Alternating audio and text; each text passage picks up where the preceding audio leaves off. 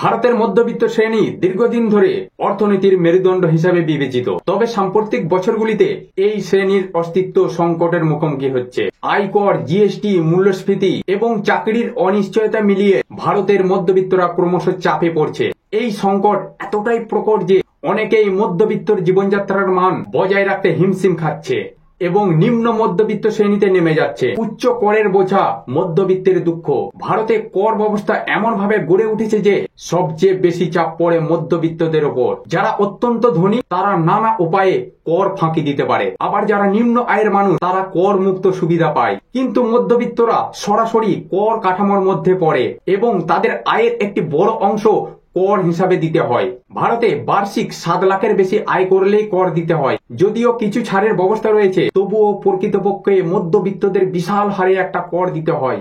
GST, পণ্য ও পরিষেবা কর, যেটাকে বলা হয় জিএসটি, মধ্যবিত্তদের ওপর বড় প্রভাব ফেলেছে। নিত্য প্রয়োজনীয় দ্রব্যের উপরে উচ্চ হারে কর বসানো হয়েছে, যা জীবনযাত্রার খরচ অনেকটাই বাড়িয়ে দিয়েছে। জ্বালানি কর, ভারতে পেট্রোল ও ডিজেলের ওপর কর বসানোর কারণে পরিবহন খরচ বেড়ে যায়, যা সমস্ত পণ্যের দামের ওপর প্রভাব ফেলে। মূল্যস্ফীতি ও ক্রয় ক্ষমতা হ্রাস, মধ্যবিত্তদের আয় বাড়লেও দ্রব্যমূল্যের ঊর্ধ্বগতির কারণে তাদের প্রকৃত ক্রয় ক্ষমতা কমে যাচ্ছে।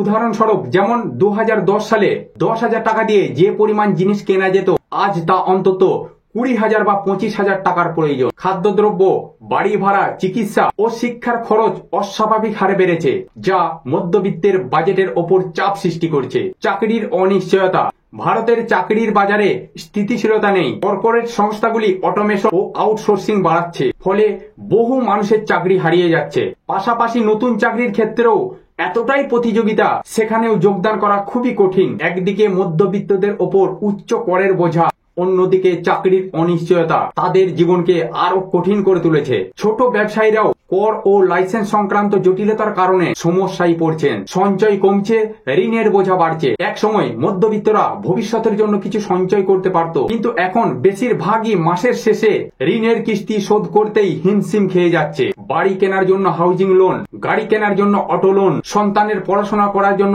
এডুকেশন লোন, চিকিৎসার জন্য ব্যক্তিগত ঋণ, সব মিলিয়ে মধ্যবিত্তরা ঋণের জালে আটকে যাচ্ছে। বিলাসবহুল কর ও অপ্রয়োজনীয় খরচের চাপ, ভারত সরকার বিভিন্ন ক্ষেত্রে বিলাসবহুল কর চাপিয়েছে, যা মধ্যবিত্তদের জন্য জীবনযাত্রার খরচ আরো বাড়িয়ে তুলেছে।